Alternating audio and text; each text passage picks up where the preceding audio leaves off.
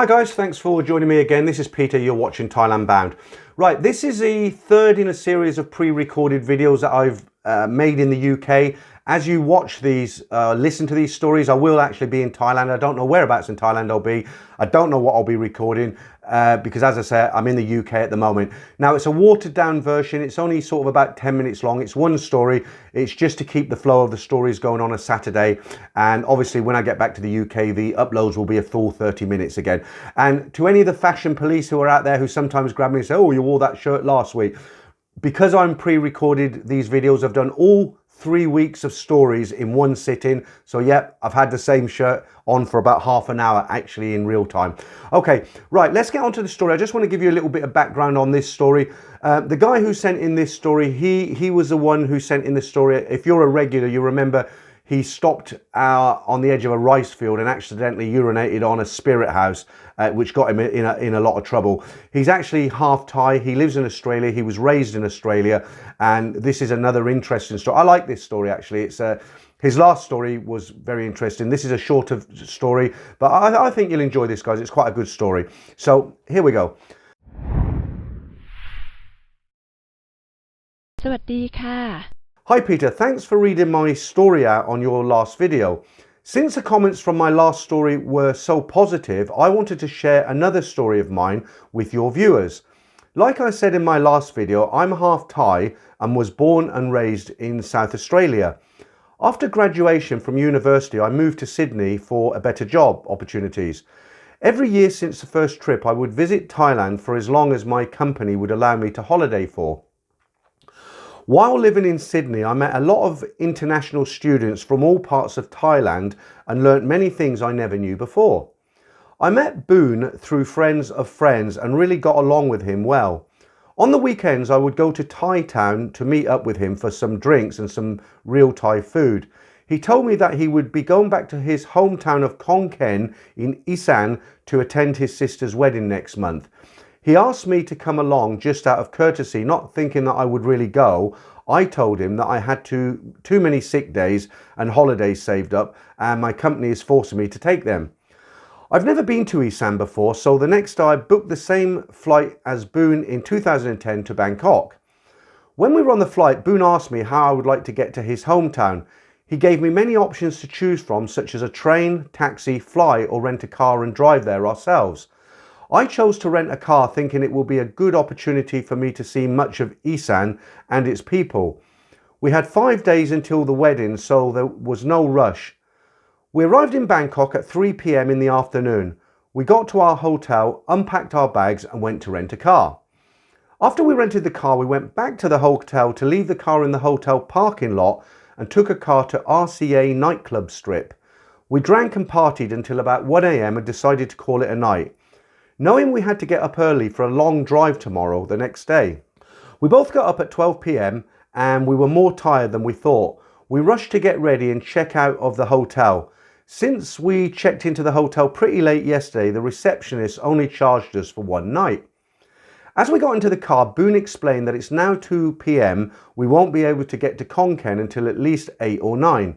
He suggested that we stop somewhere along the way in a small town, spend the night and head out in the morning again. I agreed because I really wanted to get the full experience of this road trip. We arrived at the small town just as the sun was setting. Boon said he doesn't want to drive at night due to his bad eyesight in the dark. We drove around the town to find a guest house to spend the night. We found a place with a nice clean room and checked our bags in. It was about 7 or 8 p.m, so we decided to find a place to eat and have a few beers before going to bed for the night. We asked the locals if there's any restaurants or bars nearby. They pointed us about a kilometre down the main road and there they said they would find a place to eat. So we walked to the main road and there we saw this little hut with just a few tables and a kitchen. Not what we were expecting, but we were in the middle of nowhere, so we shouldn't expect too much. We sat down, ordered our food, and as we ate, we watched the football on the small TV that the owner was watching. 2 hours went by and we were now wide awake from oversleeping from the previous night. Boon asked the shopkeeper if there was any entertainment nearby where we could go. The shopkeeper replied, if you boys want some female company, I can arrange something for you for a small price. Boone agreed and we handed the owner 500 baht for his troubles. The old man then picked up his phone, spoke for about 30 seconds and told us to wait 10 minutes for a car to pick us up. We were getting excited as we waited for the car to pick us up. 15 minutes later, a pickup truck stopped right in front of the hut. A dark, skinny man full of tattoos gets out of the truck and approached the shopkeeper. The shopkeeper speaks with him, then points directly at us. Tattoo man then approached us, told us to get in the car and he will take us to his establishment. Boone and I looked at each other with hesitation as we got into the car. When we got in the car, sitting in the front seat was another scary looking man. Boone and I just then started to ask questions to the driver. He replied, "Don't worry boys, it's not too far from here." As he drove off, Boone and I started to speak English in the back seat. I told him, "Make sure your door is unlocked, and if this goes south, we'll run into the bushes to my right and wait for a passing car to help us." He drives for about 10 minutes and turns right into a small dark dirt road. He says, "We're almost there guys." We both nodded our heads at him and we both sat there in silence. The truck came to a complete stop and he told us to get out. I told Boone in English that if he sees me make any move, just follow me without hesitation. As I got out of the car, I could see a chicken coop, a pigsty and some stray dogs sleeping in front of the house. I was so confused as to where this driver had taken us. Then out of nowhere, I hear a female voice saying, "Welcome, sir, welcome."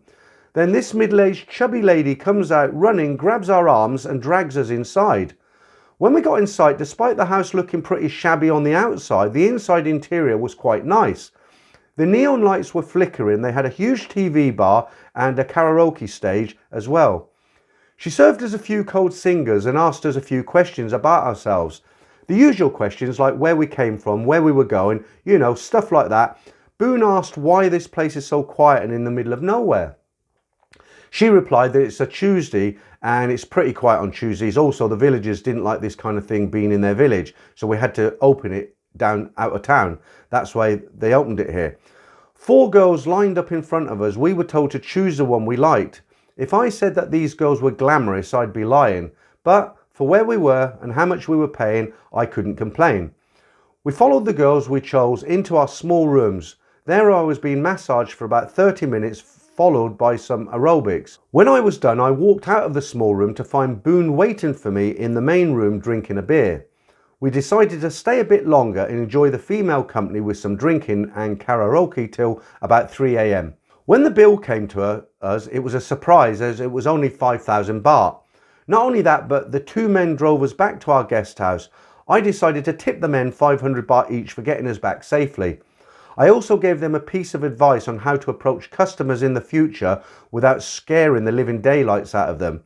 We both went to bed and woke up the next morning at 9 AM. As we were eating breakfast, we spoke about how dangerous last night could have been and agreed not to do anything like that again. Although we enjoyed ourselves, it was way too risky to be getting into cars with strangers in the night. We checked out of the hotel and headed to Boone's hometown where the wedding and my whole trip went smoothly. Looking back on that trip about 10 years later, it was a pretty dumb thing to do on my behalf.